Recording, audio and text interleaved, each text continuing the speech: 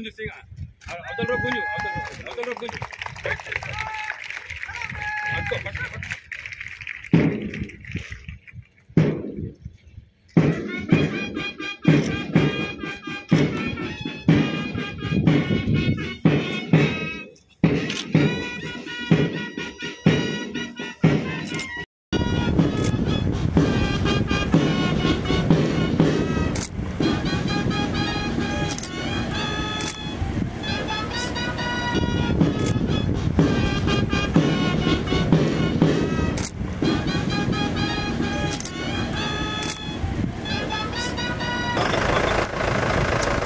గౌరవ collector sir,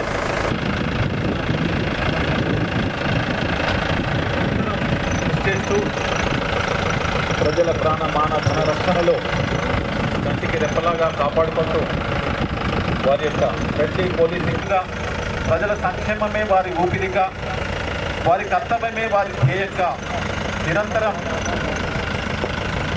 నిష్ణాతులైన అంకిత భావంతో కూడుకున్న దేశభక్తి పూరితులై ప్రజా సంక్షేమానికి తాము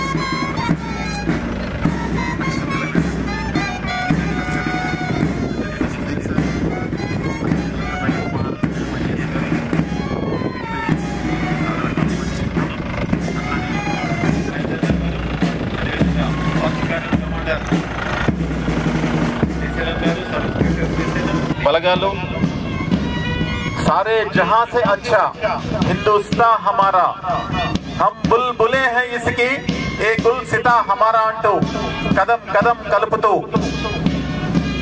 సమిష్టి పరేడ్ ని నిర్వహిస్తూ ఆర్మడ్ పరేడ్ ముందుకు కదులుతూ వేదిక పైన ఉన్నటువంటి గౌరవ కలెక్టర్ గారికి, ఎస్పీ సార్ గారికి వారి యొక్క వందనాన్ని అందజేస్తూ ముందుకు కదులుతారు. క్రమశిక్షణకు సబ్ ఇన్స్పెక్టర్ శ్రీశైలం గారు, శ్రీనివాస్ గారు, శివ గారి కాషన్లని అందుకుంటూ మహిళా పోలీసు ప్లాటూన్ కూడా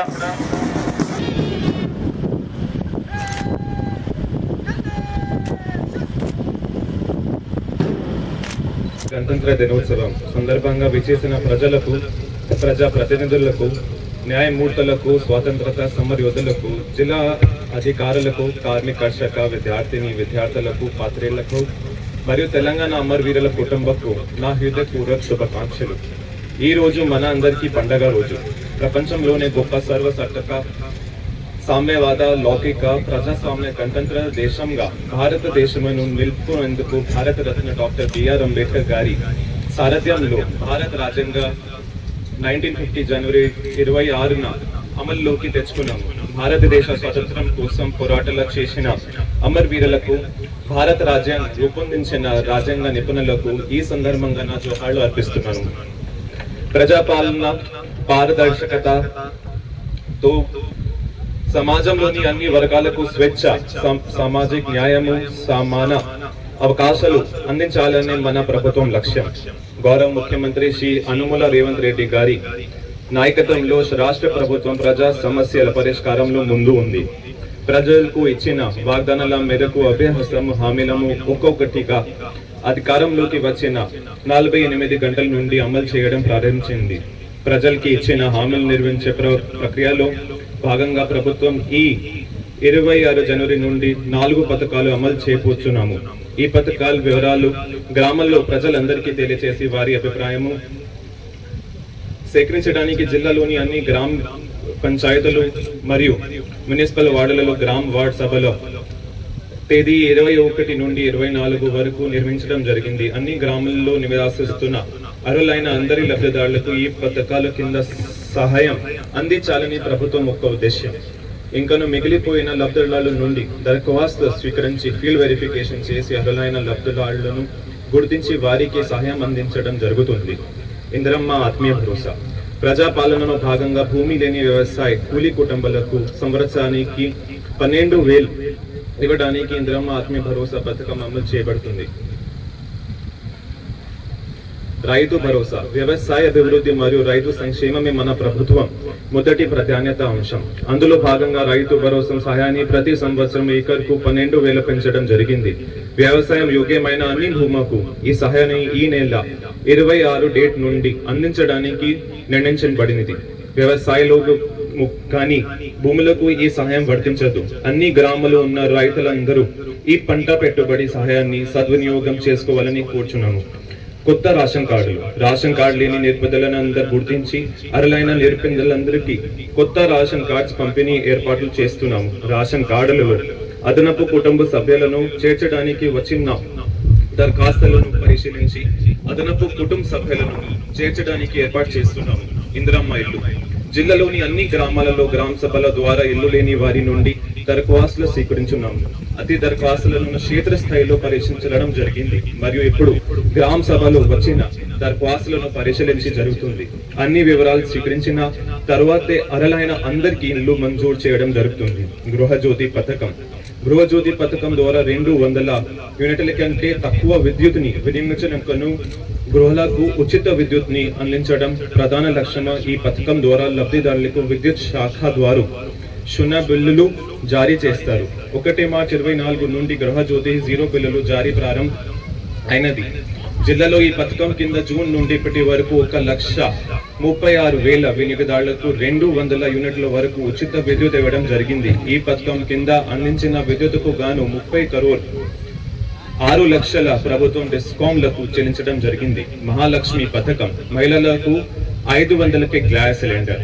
రాష్ట్ర ప్రభుత్వం ప్రవేశపెట్టిన మహాలక్ష్మి పథకం కింద 500 రూపాయలకి వంట గ్యాస్ సిలిండర్ను అందించడం ప్రారంభించింది. జిల్లాలో ఇప్పటి వరకు మొత్తం 1,17,000 లబ్ధిదారులను గుర్తించి 2,82,000 గ్యాస్ సిలిండర్ల పంపిణీ చేయడం జరిగింది. దీనికి గాను ప్రభుత్వం 7,36,00,000 రూపాయలు గ్యాస్ సబ్సిడీ అందించింది. ఉచిత ఆర్టీసీ ప్రయాణం మహాలక్ష్మి పథకం రాష్ట్రంలో ఆడపడుచులు ట్రాన్స్జెండర్లు ఆర్టీ బస్సుల్లో ఉచిత ప్రయాణ సౌకర్యాన్ని ప్రభుత్వం అమలు చేస్తుంది. మహిళలు పైసా ఖర్చు లేకుండా రాష్ట్రంలో ఎక్కడి నుండి ఎక్కడ అయినా ఉచితంగా ప్రయాణించే సౌలభ్యం ఈ పథకం ద్వారా లభిస్తుంది. వికారాబాద్ జిల్లాలో ఇప్పటి వరకు 2,70,00,000 మహిళల ఈ ఉచిత రవాణా సౌకర్యాన్ని వినియోగించుకున్నారు. దీని ద్వారా మహిళలకి 98 కోట్ల రూపాయలు లబ్ధి చేరుకున్నది. రైతు రుణమాఫీ దేశం ఈనాడు జరిగిన రీతిలో ఇచ్చిన హామీ మరొక 2 లక్షల రూపాయల వరకు రైతుల రుణమాఫీ చేసి రాష్ట్ర ప్రభుత్వం చరిత్ర సృష్టించింది.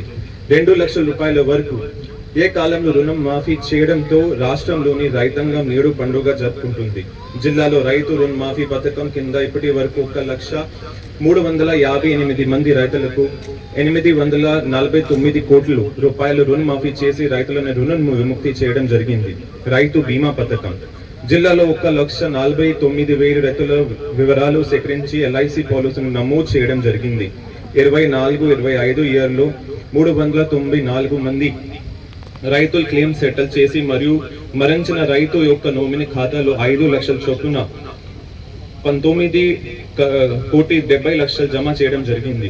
వారి ధాన్యం కొనుగోలు రైతులకు మద్దతు ధర చెల్లించుట గురించి జిల్లాలో 126 ధాన్యం సేకరణ కేంద్రాలు ప్రారంభించబడినాయి. ఖరీఫ్ 24-25 ఇయర్లో గాను 51,784 మెట్రిక్ టన్నుల వారి ధాన్యం సేకరించి 120 కోట్ల రూపాయలు రైతు ఖాతాలో జమ చేయడం జరిగింది. సన్న రకం వారి ధాన్యం వల్ల సాగును ప్రోత్సహించడానికి గాను క్వింటల్కి 500 రూపాయలు బోనస్ చెల్లించాలని ప్రభుత్వం నిర్ణయించింది. ఇప్పటి వరకు 929 మెట్రిక్ టన్నుల వారి ధాన్యం సేకరించబడినది. దీనివల్ల రైతులకు అదనపు ఆర్థిక ప్రయోజనం చేకూరుతుంది. రాజీవ్ ఆరోగ్యశ్రీ పథకం ప్రజల ఆరోగ్య సంరక్ష కొరకు ప్రభుత్వం ప్రవేశపెట్టిన రాజీవ్ ఆరోగ్యశ్రీ పథకాన్ని మరింత పటిష్టపరిచి గతంలో ఉన్న 5 లక్షల కవర్ గాని 10 లక్షల రూపాయలకు పెంచడమైంది.